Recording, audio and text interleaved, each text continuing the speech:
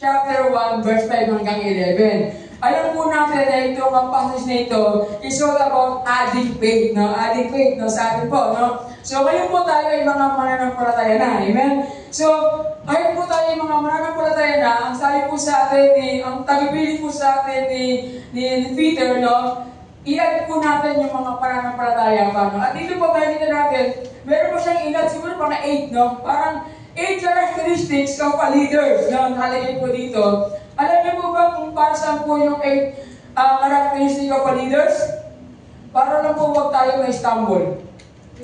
Amen? Amen? Only one word lang, no? Sabi ni Peter, kapag kayo ay meron nito, hindi kayo matitisod. Amen?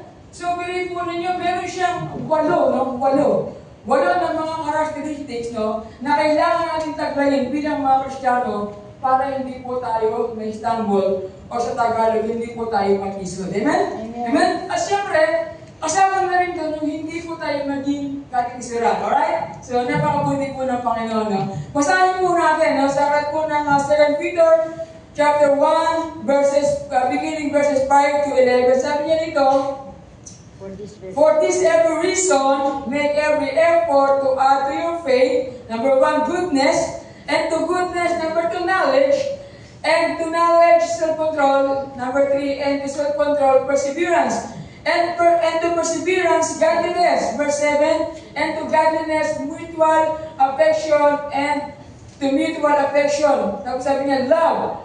For if you possess these qualities in increasing measure, they will keep you from being ineffective and unproductive in your knowledge of our Lord Jesus Christ. Verse 9 po sabi niya, but whoever does not have them is nearsighted and blind, forgetting that they have been cleansed from their past sins. No? Sabi po sa 10, after 11 sabi niya, therefore, my brothers and sisters, make every effort to confirm your calling and election. For if you do these things, you will be never stumble. Di ba? Ito po ninyo, di ba kapag daw po meron tayo, hindi ra po tayo may stumble. In verse 11, sabi niya, and you will receive a rich welcome into the eternal kingdom of our Lord and Savior Jesus Christ. Amen? Ganun po ang po, piliin po ninyo, no? Si Apostle Pedro po, isa lang po yung gusto niya mangyari sa atin. Yung wag po tayo may stumble. Pero, binigyan niya po tayo ng 8 characteristics ng pagiging Kristiyano para lang doon sa word na yun, no? Na hindi po tayo may stumble. Ulitin ko po, sabi niya nito, sabi niya, if you do these things, you will never stumble. Alright? So, napakabuti po ng Panginoon. Tignan po natin yung 8 characteristics, no? Sabi rin niya dito, nakalagay po doon, no? Faith, di ba? Idagdag po sa atin ang pananampalataya. Kung meron na po tayong pananampalataya, ito po ay dagdag pa. Di ba? Kung tayo po ay meron ng 100%, magiging 101% yung ating pananampalataya. Amen? At dati po nung tayo po ay hindi pa Kristiyano, no? We are nothing. Di ba? Sabi ron, di ba? Christian, di ba? Kung wala po si Kristo sa atin, we are nothing. Eh dahil meron tayong Christian, di ba? Meron tayong Christ sa buhay natin, so we are new. Di ba? I am new. Di ba? Because why? Dahil po, the old has gone, and the new has come. Di ba? Yan po yung pananampalataya na meron po tayong nagaya sa Panginoon. Amen? Nung panahon po na tinanggap natin ang Diyos, bilang Diyos at sariling tagapagligtas ng ating buhay, na tayo po ay meron ng foundation. And what of kind foundation po yan? Yan po ay ang number 1 pananampalataya. Sabi niyo nito, faith is the foundation of which we grow spiritually. Amen? So yung pananampalataya daw po, kailangan natin maging pundasyon para tayo daw po ay lumago sa ating pananampalataya. Amen? Kasi po ninyo, no? Kapag tayo po ay malago sa pananampalataya, mag-isip tayo bago tayo kumilos. Di ba? Kapag parang hindi tayo basta-basta kilos ng kilos, tapos yung kilos natin, gaslaw lang. Di ba? Ano yung gaslaw? Yes. Di ba? Yung parang tayo walang direksyon. Di ba? So, nais po ng Panginoon sa atin, na yung pananampalataya na meron po tayo, maging grow spiritually. Amen? Number 2. Mamadali ko kasi Number 2, sabi na, virtue. No, virtue. A life of strong character and discipline. Alam niyo po ba yung word na virtue? Di ba? Yung kabaitan at saka katangian. Di ba? Yan yung virtue, di ba? A life of a strong character and discipline. Alam niyo po, pag tayo pala ay merong virtue sa buhay po natin bilang mga Kristyano, hindi po tayo nagiging katitisaran. Amen? At hindi rin po tayo matitisod. Amen? Kasi bakit? Naglalakad po tayo sa liwanag. Amen? Kapag tayo may naglalakad sa liwanag, nakikita po natin yung dadaan natin, kapag meron lubak dyan, makakaiwas po tayo. Amen? Kapag tayo naman po ay dumadaan sa lubak, bilang mga Kristyano, di ba ang bagal? Di ba? Tignan po rin yung mga sasakyan, di ba? Kapag rough road, yung mga sasakyan, ang takbo nila, mababagal yan. Kasi bakit? Iniiwasan nila, no, yung kanilang sasakyan na masira, di ba? Pwede kasi masira yung kanilang pangilalim ng sasakyan, di ba? Pwede rin masira yung mga gulong nila, di ba? Dahil bakit? Kung yung po ay malubang, no, mabalaho, di ba? Alam mo yung balaho? Yung na-stop yung gulong kasi di makatakbo, di ba? Hindi makaalis na pwede niya, balaho ang tawag namin doon. Kasi kami mga driver, meron kami iba't ibang mga terminologies na ginagamit. Pero ginagamit na rin ng maraming mga Pilipino. Amen. So, na-stop ka doon, hindi ka makaalis. Diba? Kaya, tayo po bilang mga Kristyano, kailangan ilagay ka po, sabi po sa atin ni Peter o ni Apostle Pedro, sabi po niya sa atin, let us add, di ba? Yung faith and number 2, let us add virtue. Kasi, importante po na meron tayong kabaitan. Amen? Amen? Amen? Importante po na yung katangian na nasa atin. Di ba? Kasi bakit? Kapag tayo po ay meron ganyang katangian, sabi niya ito, a life of strong character and discipline. Di ba? Meron kang karakter na kung saan mabait ka. Amen? Sino yung gusto mong maging mabait? Di ba? Ano yung gusto mong mabait pero di ko magawa? Di ba? Di ba? Tayo po dapat ay mabait na nagagawa dahil kay Kristo. Amen? Dahil ang Panginoon po ang nagpapalakas po sa atin. Di ba? Sabi, and discipline. Alam niyo po, yung kaya natin disiplinahin yung ating sarili, napaka-importante po yun sa harapan ng Panginoon. Amen? Yung disiplina natin ang manalangin ng umaga. Hindi yung nananalangin ka ng ganito, Lord, you know what I mean. Amen. Diba? Ganun ba tayo manalangin? Lord, you know what I mean. Amen. Diba? Ganun ba yun? Diba? Or pag nagpwede sa gabi, marami na yung nilipwede sa gabi, diba? Bago tayo matulog. Ang amen, sa umaga na. Diba? Ay, hindi pala ako nakapag-amen kagabi kasi nakatulog na ako. Mag-isip na ako baga, Lord, amen. Diba? Ganun ba tayo manalangin? Ganun ba tayo kadisiplinado bilang mga Kristyano? Siyempre hindi, diba? Kasi bakit? We have virtue. Diba? A life of strong character and discipline ang sinasabi po sa atin ni Apostol Pedro. Number 3, sabi niya rito, knowledge, no? And understanding of what God thinks and values. Diba? Kung parang ganito, naiintindihan mo natin kung sino ang Diyos sa buhay natin. Amen. Amen? Naiintindihan mo natin kung ano yung halaga natin sa Diyos. Amen. Naiintindihan mo natin kung gaano kahalaga sa atin ang Diyos. Amen? Alam niyo po, ano? Wala kasi kung ano dito eh. Dapat meron akong pera eh, dito. Kaya naman ko sana dyan. Tapos natapak-tapakan ko. O, imagine na lang natin. Wala kasi yung wallet ko. Tingnan ko natin dyan. I-example ko lang po ito. Kasi napakaganda mo yung example ito, no? Kailangan mo rin maintindihan yung kahalagahan po natin sa Panginoon. Amen? Amen. O yan na, wala, hindi na mega, dinapak ko dyan, di ba? Dinapakan ko. Dinapak-napakan ko, di ba? Tapos halimbawa may kanal dyan, tinapon ko sa kanal. Di ba? Tapos kinuha ko. Nagbago ba yung halaga? Hindi po. Nagbago ba yung halaga? Alam niyo po, sa buhay ito lang. Muna yung hindi po natin ang Diyos sa buhay natin. No? Amen.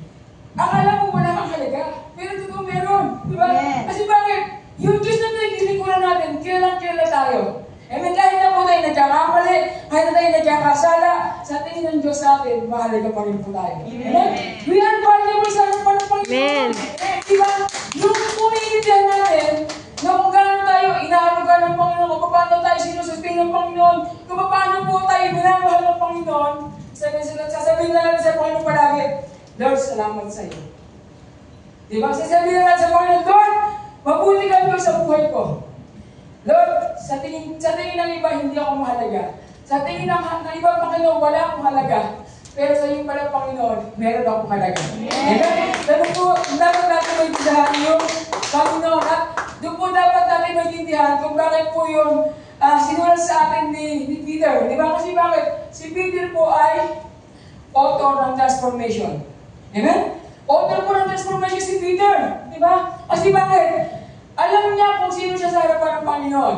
At alam din niya kung gaano siya nagkamali sa harapan ng Panginoon. Di ba? Pero, in-ignore ba siya ng Panginoon? Kinalimutan ba siya ng Panginoon? Hindi. Di ba lang ginawa sa kanya ng Panginoon? Di ba?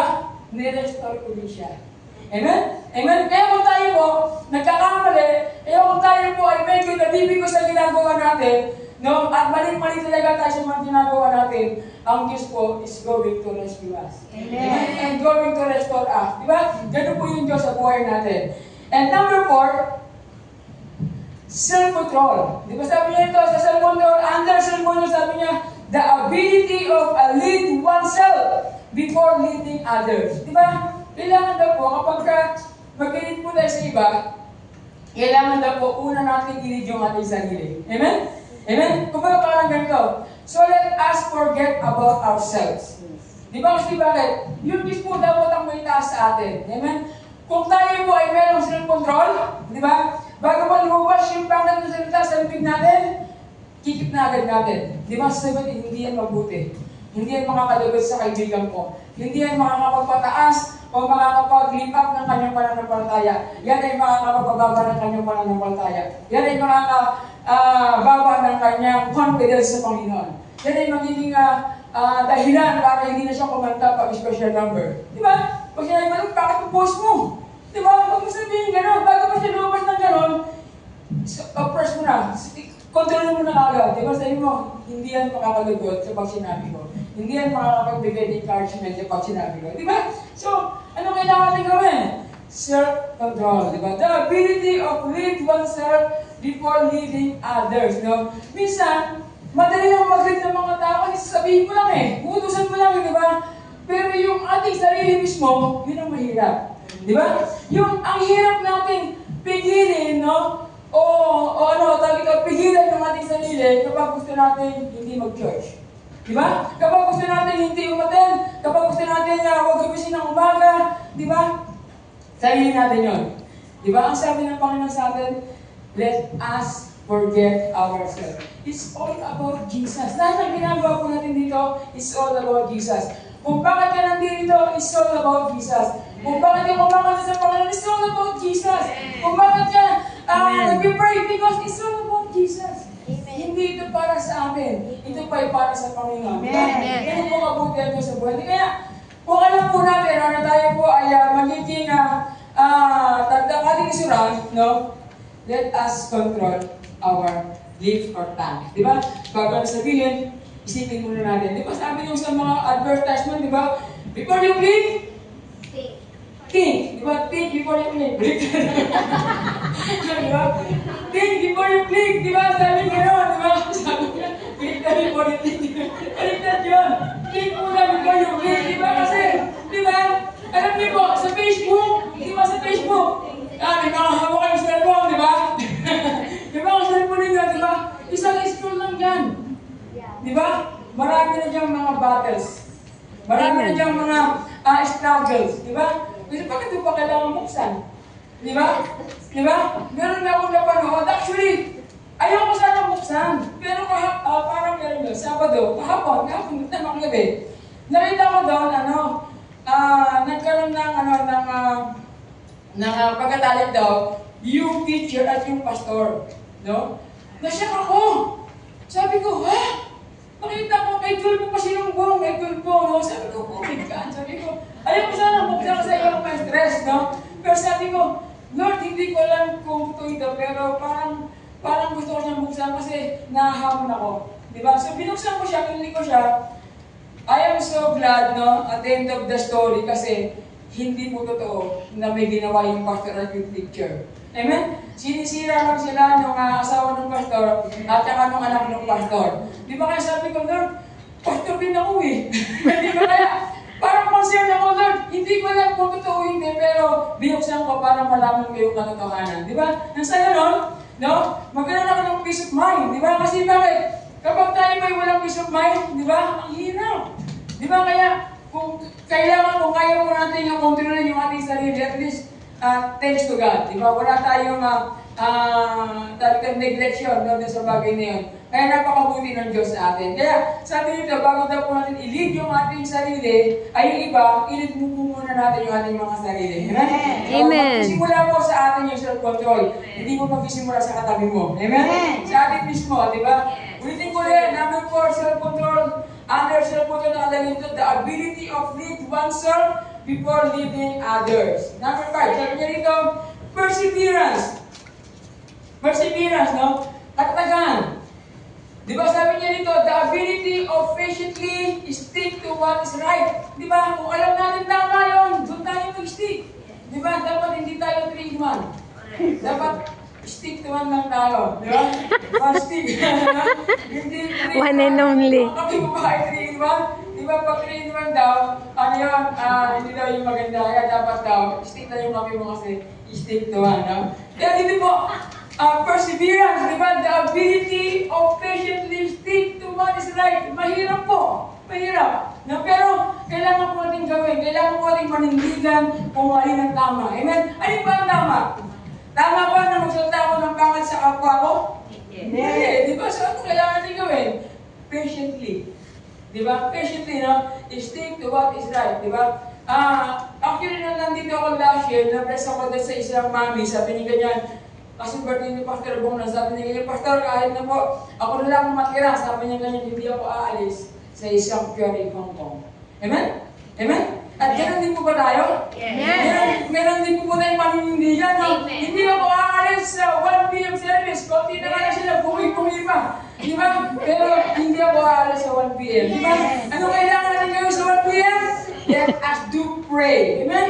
Let us pray. No, kagaya po ng panalangin na ginawa ni David. No, likhaan mo ako, O Diyos, ng pusong tapat. Likhaan mo ako, O Diyos, ng pusong dalinsay. Di ba na sa ganon? Manatili ako sa kung saan ako naroon at kung saan ang tama. Amen? Ang tama po, kapag linggo, tayo po ay nasa 1 p.m. service. Amen? Ang tama po, kapag tayo po ay nasa simbahan, tayo po ay talagang totoong nag-worship sa Panginoon. Di ba? Hindi po yung madami. Di ba? Hindi po naghahanap ng Panginoon ng quantity. Amen? Ang hinahanap ng Panginoon, quality. Kaya ka nandito kasi quality ka. Amen? Kaya ka nandito kasi qualified. Di ba? Qualified po tayo sa harapan ng Panginoon. Amen? And number 6, malapit na magtapos. Dalawa na lang. Sabi ron, godliness. Now, sabi ni Peter, let us add godliness. Okay, ganyan yung number 1, let us add faith, no? Tapos marami na sumunod. Dito po sa number 6, sabi niya, let us add godliness. Kailangan po natin maging makadiyos. Amen? Amen? Sabi ito, a spirit-filled, spirit-led lifestyle that reflects the Lord. Diba? Tayo po, alam niyo po, tayo ay parang salamin, no? Na nag-i-reflect po yung Diyos sa atin. Amen? Kapag kumarap ka sa salamin, nakikita mo yung sarili mo, tapos nakikita mo rin yung goodness ng Panginoon. Amen? Hindi yung pag sumarap ka sa salamin, hindi mo tapos. Hindi gano'n, di ba? Kasi, ang sabi po ng away na 146, sabi niya, you are Fearfully and wonderfully made. Amen. Pag kumarap mo sa salamin, ano mo sabihin? Perfect. Hindi tayo ng Panginoon. Every one of us, meron mga uniqueness. Iba-iba po tayo. Kaya pag kumarap mo sa salamin, huwag mo sabihin sa sarili mo, bakit mo? Di ba? Huwag mo sabihin sa sarili mo, ang taba-taba mo. Di ba? Sabihin sa sarili mo, mabuti ang Diyos sa buhay ko. Di ba? Mabuti ka sa buhay ko, Panginoon. Di ba? Hindi yung pag-arap mo sa salamin, naalala mo yung mga utak mo. Hindi pag-arap mo sa salamin, di ba? Naalala mo, may naghahabol sa'yo, di ba? Kasi meron kang scam, di ba? Meron kang binudon, di ba? Hindi yun. Kapag tayo po yung humarap sa salamin, dapat po mag-reflect ang Diyos sa buhay natin. Amen. Kapag tayo po yung humarap sa ating kapwa, dapat po nag-reflect yung Diyos sa buhay natin. Amen. Dapat nakikita nila kung gaano kabuti yung Diyos ko sa buhay nila. Amen. Kasi bakit? Tayo po dapat ay reflection. Di ba? Tayo po dapat ay reflection. Sabi nito, dapat daw tayo po ay spirit-filled, spirit-led lifestyle that reflects the Lord. Di ba? Dapat pag kumaharap tayo sa sarili talagang si Lord na nakikita sa buhay natin. Amen? Ganun po kabuti ang Diyos. Kaya, sa lahat po ng pagkakataon ng ginagawa natin, no, hayaan po natin na makita po natin yung kabutihan ng Diyos sa buhay natin. Kasi talagang totoo, no, na kapag tayo ay mayroong mga pinagdadaanan, totoo na kapag tayo ay mayroong mga trials, no, mga problem na ating pinagdadaanan, minsan ang hilig kong sabihin na, spirit-filled ba ako? O naghahanap ako na pwede kong mautangan? Di ba? Maghahanap ako na pwede kong malapitan? Di ba? Alam niyo po, kapag tayo po umarap sa Panginoon, sabihin sa Lord, Lord, thank you. Lord, salamat po sa buhay na meron ako. Di ba? Kasi sabihin mo, buhay ka pa, humihinga ka pa, hindi mo binabayaran yung oxygen mo. Di ba? Wala kang bilis na binabayaran sa maintenance mo. Di ba? Kasi bakit? Yung Diyos sa buhay natin ay buhay. Amen. Yung Diyos sa buhay natin, yung ay siyang nagbibigay po sa atin ng kalakasan sa lahat ng aspeto ng ating mga buhay. Amen? Kaya sabihin natin, tayo po dapat ay maging godliness. Maging maka-Diyos po tayo. Amen? Hindi po tayo dapat yung creator, no, ng mga kalokohan, o creator ng mga kasamaan, o creator ng mga maling ginagawa. No? Dapat tayo po ay creator sa wangis ng Panginoon. Amen? Kasi kapag kumuha po tayo ng portrait ng Panginoon, di ba? Doon sa siyang na bunga ng Banal na Espiritu, di ba? Kumuha tayo ng sarong. Lord, gusto ko po dito yung goodness. Di ba? So, araw-araw lang araw yun. May goodness ka, may mabait ka, di ba? Meron kaming damit ng asawa ko nakalagay doon, I am kind. No, kasi bakit? Gusto namin maging kind araw-araw. Diba? Gusto namin maging pagkapala kami sa araw-araw. Di ba? Siyempre kapag mabuti ka, di ba? Kapag may kaibigan kami na kailangan, di ba? Tukot ka agad. Di ba? Kami mag-asawa po, no? Hindi po sa pagkapalagi ng kwento ko lang. Ano po, kapag may po nang hirap sa amin, doon po sa Pilipinas, hindi po namin sa kanila pinapabayaran ng buo. Halimbawa, ang inutang niya, halimbawa, 5,000. Sabihin namin, bawasan mo ng 20%. Yung 80% lang ay ibalik mo sa amin. Di ba? At alam niyo po, ang dami na utang sa amin. Pero huwag na kayo, taga-hong naman kayo, taga-hong kayo, di ba? Ganun po yung ating ginagawa. No? Kasi bakit? Kaya po yung nanghiram kasi nangangailangan yan. Di ba kayo, kung papatabuhan mo yung hiniram mo, di ba? Mas lalong malulubog na yan, hindi mo rin natulungan. Pinahirapan mo siya. Di ba? Kaya, kung tayo po yung wish na magpautang, no? At na merong tubo, no? Kung kaya natin magbigay na lang tayo. Di ba? Ako po, patakaran ko sa buhay, kapag meron po ng hiram sa akin, kung magkano naman ang wallet ko, hati kami. Kung alam mo ng wallet ko 100, sasabihin ko, huwag mo nang utangin, hati na lang tayo. Diba? Kasi bakit? Magandang practice yun. Eh, practice nyo, ha? Amen! Exercise of practice. Kasi bakit?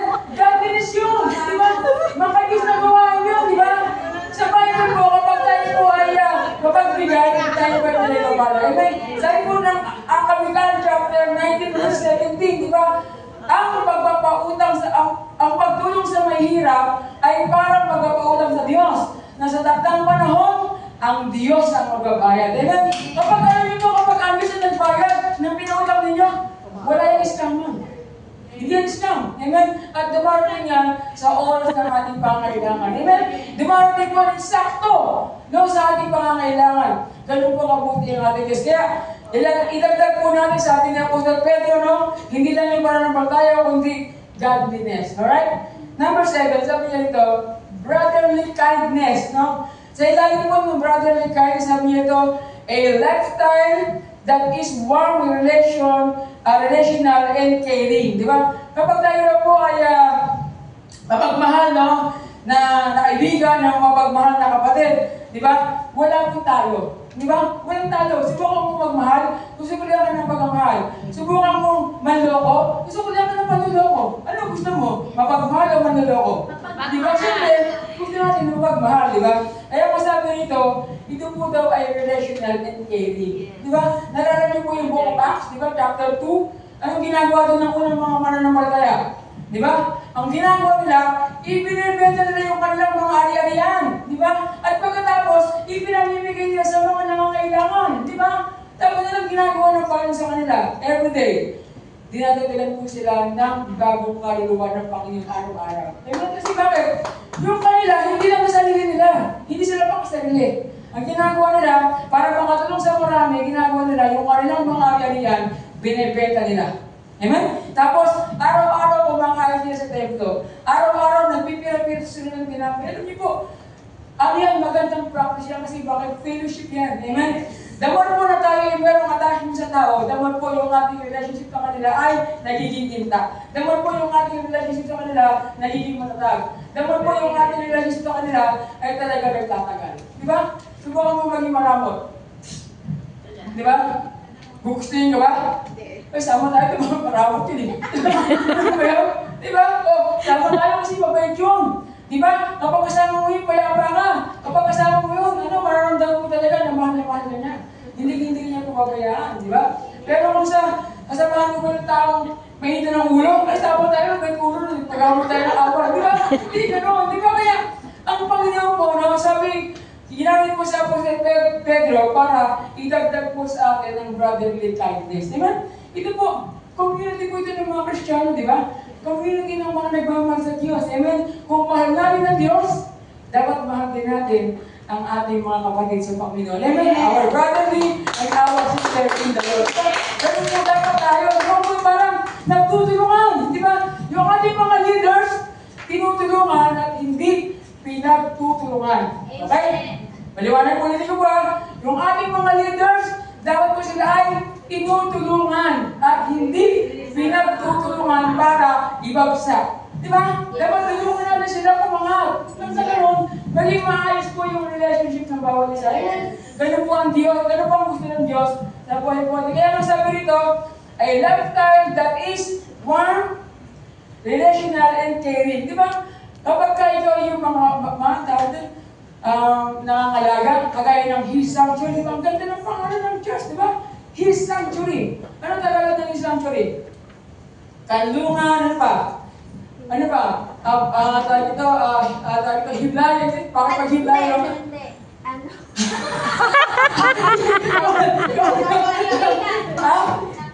Diba? Pag sinabi ni Sanctuary, yun di parang kanlungan. Diba? Hindi yung pag pumunta ka dito, magiging mapayapa ka. Pag pumunta ka dito, makakaramdam ka, makakadarama ka ng magmamahal. Diba? May pagkalinga. Diba?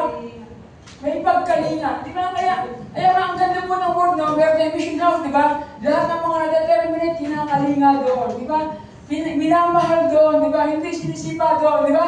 Di ba? Hindi tinutulok sa hagdan, di ba? Doon ka, di ba? Hindi gano'n, di ba? Kapag tayo po yung merong brotherly and meron tayong brotherly and sister kindness, di ba? Alam niyo po, napaka-ganda po lang kapag naidagdag po natin sa ating mga pananampalataya. Amen? Kaya alam niyo po, napakaganda po na sinabi nito ni Apostol Pedro. Di ba na kailangan po natin idagdag sa ating pananampalataya ang mga bagay nito? Kasi bakit? Alam po ng Panginoon, at alam din po na ni Apostol Pedro noong mga panahon na yun, na yung mga unang Kristiyano ay nagkakaroon na ng mga pagkakanya-kanya. Amen? Nagkakaroon na ng mga sila na lang, hindi nila sinasama yung mga mahihina. Nagkasama-sama ulit ng mga malalakas. Di ba? Hindi ganun pa ang gusto ng Panginoon. Kaya, sinabi ni Peter, sinabi ng Panginoon through Peter, di ba? Sabi niya ron, kailangan idagdag ninyo sa inyong pananampalataya ang mga bagay nito. Amen? Ating last po, no?